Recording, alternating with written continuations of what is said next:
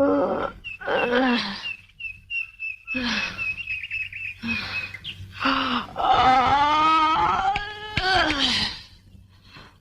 বাবারে, জয় মা জয় মা। মিনু, হ্যাঁ মিনু, জয় বাবা জয় বাবা, জয় ব্রহ্মা মহেশ্বর, জয় জয় জয় দুর্গা লক্ষ্মী সরস্বতী, জয় জয় ভগবান দেবতা। আমায় ডাকছো? দেবতা,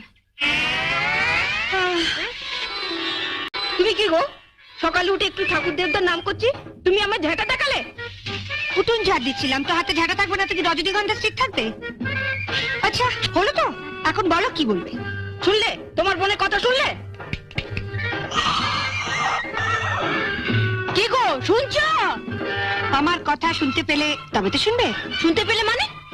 মানে 10 বছর আগে যখন তুমি এ বাড়ির বউ হয়ে আসনি, তখন দাদা আমাদের সবার কথা স্পষ্ট ভাবে শুনতে পেত। তারপরে এই 10 বছর ধরে তুমি দাদার কানে ऐसा মন্ত্র ঢেলেছো যে তোমার সব মন্ত্রগুলো জমাট বেঁধে গিয়ে দাদার কান দুটো জাম হয়ে গেছে।